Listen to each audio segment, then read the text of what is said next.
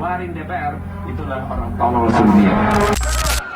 Saat masyarakat Indonesia sekarang lagi panas-panasnya imbas dari berbagai macam kebijakan pemerintah yang dinilai kontroversi dan banyak merugikan rakyat, salah satu yang tetap bisa ngasih angin segar, hiburan, sekaligus peredam dari amarah tersebut adalah Timnas Indonesia. Gak dipungkiri bahwa Timnas Indonesia emang bisa jadi alat pemersatu bangsa yang sangat efektif. Apalagi kalau ada kabar baik dari tim kesayangan masyarakat Indonesia tersebut. Dampaknya jelas karena masyarakat juga pasti ikut bahagia. Nah, sesuai sama video yang gue tampilin tadi di awal, bahwa wakil rakyat yang bikin kita bangga bukan mereka-mereka yang duduk di kursi empuk, bukan mereka yang duduk di meja-meja kantor, dan bukan mereka yang bisanya cuma ngasih statement kontroversi tanpa pakai akal sehat. Tapi, salah satu wakil rakyat yang bisa bikin bangga masyarakat Indonesia adalah para pemain diaspora Timnas Indonesia yang gabung dan jadi andalan utama di klub-klub level atas Eropa. Mulai dari Kevin Dix yang gabung ke Borussia Mönchengladbach di Bundesliga, kemudian Emil Audero yang jadi kiper utama Cremonese dan Jay Itzes yang jadi andalan lini belakang Sassuolo di Serie A, serta yang paling terbaru adalah Calvin Verdong yang gabung dengan Lille di Ligue 1 atau Liga Prancis. Gila ya? Ya jelas gila lah, karena keempat pemain Timnas Indonesia tersebut gabung ke kompetisi yang levelnya paling tinggi, masuk peringkat 5 besar sebagai liga sepak bola terbaik di dunia, yang sangat pantas buat kita banggakan. Maka dari itu, jelas ini juga bakal punya dampak yang sangat positif, baik itu untuk karir para pemain tersebut maupun untuk Timnas Indonesia. Maka berdasarkan penjelasan tadi, di video ini gue bakal bahas tentang analisis dari bergabungnya 4 pemain tersebut ke klub barunya. Plus gue juga bakal analisis dampak yang bakal kerasa buat Timnas Indonesia. Harapannya informasi ini bisa jadi pengetahuan baru buat kita semua. Maka kalau kalian udah siap, langsung aja kita bahas biar gak gitu-gitu doang tahu sepak bola.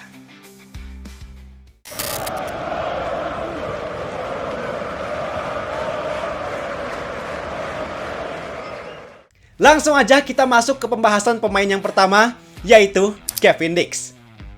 Bergabungnya Kevin Dix ke Borussia Mönchengladbach sebenarnya cukup unik, karena dia udah mulai ngurus proses transfer, bahkan diumumkan buat jadi pemain baru klub Bundesliga tersebut sejak bulan Januari 2025.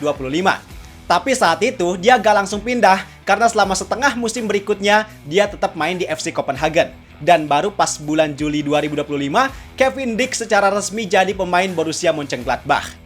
Kemudian transfer ini juga jadi transfer yang sangat baik buat kedua pihak. Untuk Kevin Dix jelas ini jadi peningkatan karir karena dia gabung ke klub Bundesliga, yang notabene klub tersebut kelasnya ada di menengah ke atas. Cukup eksis dan konsisten juga di Bundesliga. Plus satu hal yang paling penting adalah transfer ini bukan cuma dimanfaatkan Mönchengladbach buat naikin exposure mereka. Bukan cuma buat manfaatin followers Kevin Dix dan para supporter sepak bola di Indonesia. Tapi emang atas dasar kebutuhan strategi. Apalagi dengan posisi Kevin Dix yang cukup versatile di lini belakang, dia bisa jadi center back, wing back, dan produktif karena dia jago juga buat jadi eksekutor penalti. Maka ketika Kevin Dix gabung, jelas ada jaminan untuk dia bisa tetap dapat menit bermain, bahkan jadi andalan utama. Dan buat Kevin Dix, tentu langkah transfer ini secara gak langsung bikin dia gak ada waktu buat leha-leha. Karena peningkatan kualitas kompetisi plus culture fans Borussia Mönchengladbach yang fanatik itu jadi alasan dasar buat Kevin Dix harus bisa menyesuaikan diri dan ngasih dampak yang baik buat klub tersebut. Apalagi dia berarti bakalan lawan para penyerang ganas kelas dunia kayak Sergio Guirassy, Luis Diaz, sampai Harry Kane. Yang nama-nama itu udah cukup teruji di level sepak bola atas Eropa. Belum lagi biasanya Bundesliga jadi salah satu liga yang bisa ngelahirin para penyerang hebat kan? Maka nama-nama striker lain yang mungkin sekarang belum terkenal, tentu mereka juga bakal jadi ujian berat buat Kevin Dix. Dan kalau Kevin Dix bisa menghadapi semua tantangan yang ada di Borussia Mönchengladbach, jelas efeknya ke Timnas Indonesia bakalan bagus banget. Karena dia bisa punya mentalitas tinggi, skill sepak bola yang tinggi, yang itu bisa dibawa ke skuad Garuda. Kemudian pemain yang kedua adalah Emil Audero Mulyadi. Transfer Emil Audero ke Cremonese jelas jadi langkah yang sangat baik untuk karir kiper Timnas Indonesia kelahiran Lombok tersebut. Karena di 2 musim terakhir, sebenarnya karir Emil Audero agak kurang stabil.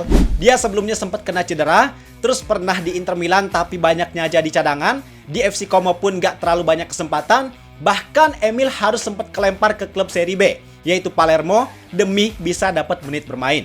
Nah, yang jadi hebatnya, bahwa usaha dari Emil Audero ini ternyata nggak sia-sia, karena sekarang dia dapat kontrak dari Cremonese. Walaupun Cremonese adalah klub yang baru aja promosi ke Serie A, tapi karena Emil Audero di sini bisa dapat tempat utama, jelas ini jadi kesempatan yang sangat bagus.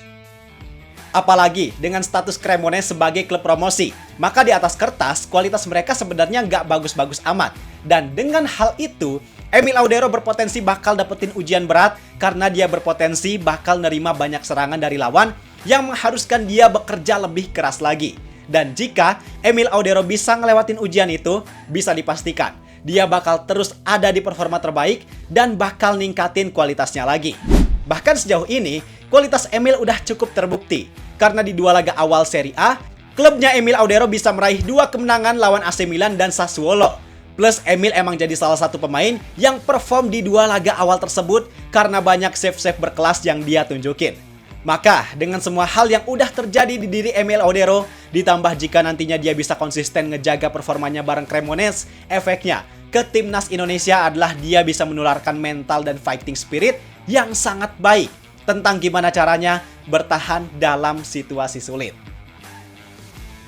Lanjut, pemain yang ketiga adalah Jay Itzes.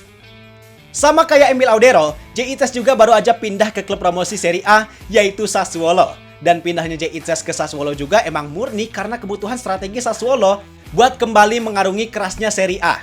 Dibuktikan dengan mereka yang berani nebus ex pemain Venezia itu dengan harga 8 juta euro. Dan harga tersebut juga wajar, karena seperti yang kita tahu, kalau Jay Itzes punya pengalaman main di Serie A bareng Venezia di musim kemarin. Yang dia di musim kemarin juga jadi andalan utama di Venezia. Ditambah lagi, Jay Itzes bukan cuma kuat dalam bertahan, bukan cuma solid ngejalanin perannya sebagai center back, tapi dia juga punya jiwa kepemimpinan yang sangat tinggi, yang jelas sangat berguna buat kekompakan dan soliditas skuad Sassuolo. Mungkin sekarang peran Jay Itzes belum terlalu kelihatan, karena dia juga baru mainin 1 laga. Tapi kedepannya pasti dia terus bisa jadi andalan utama dan main solid di lini pertahanan Sassuolo. Kalau efeknya buat timnas Indonesia kayaknya nggak perlu kita jelasin lagi secara mendalam. Karena perannya untuk sekarang jelas dia bakalan selalu jadi andalan di posisi center back, jadi kapten, leader di lini belakang, dan tentu dengan ilmu yang dia dapatkan di Serie A, hal itu bisa dia kasih ke para pemain timnas lain, terutama yang berposisi sebagai center back kayak Rizky Ridho. Lanjut, pemain yang keempat adalah Calvin Verdong.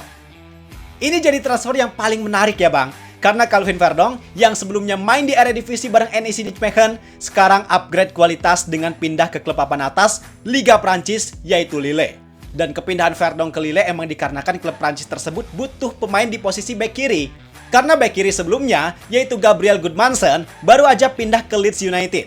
Maka wajar kalau Lille emang butuh pemain pengganti yang kualitasnya sepadan dengan pemain sebelumnya. Dan dengan hal ini, jelas jadi jaminan bahwa Verdong di Lille pasti bakalan jadi andalan utama serta bakalan tetap dapat menit bermain yang tinggi. Kemudian di Lille, Verdong juga bakalan satu tim dengan pemain kelas dunia lain, yaitu Thomas Meunier, Ethan Mbappe, sampai Olivier Giroud. Dan selain berkompetisi di Ligue 1, Verdong juga bakalan main di kompetisi Europa League. Maka dengan kualitas kompetisi setinggi itu, Verdong berpotensi bakal berhadapan langsung sama penyerang kelas dunia kayak Desir Doué, Vicha Kvaratskhelia, sampai Ousmane Dembélé.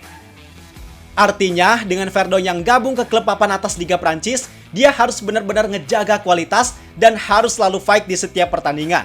Karena jelas kualitas kompetisinya sekarang udah berbeda. Apalagi dengan Liga Prancis yang di sana ada Paris Saint-Germain sebagai salah satu klub terkuat Eropa bahkan dunia di musim kemarin. Jelas itu bakal jadi tantangan nyata buat Calvin Verdong. Tapi dengan kualitas, mentalitas, serta work rate yang selalu ditunjukin Calvin Verdong di setiap laga, gua sih yakin kalau Verdong bakal konsisten jadi andalan utama di sana. Dan atas hal tersebut, efeknya ke timnas Indonesia jelas bakalan semakin memperkokoh sektor wing sebelah kiri. Karena kita punya pemain kelas dunia yang main di klub papan atas Liga Prancis.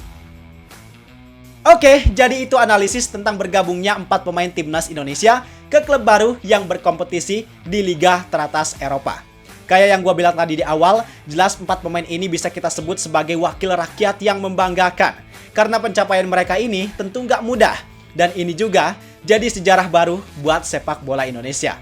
Harapannya sekarang, semoga keempat pemain tersebut bisa konsisten menjaga kualitas dan performanya di level tinggi, sehingga mereka bisa ngasih dampak yang lebih besar buat timnas Indonesia.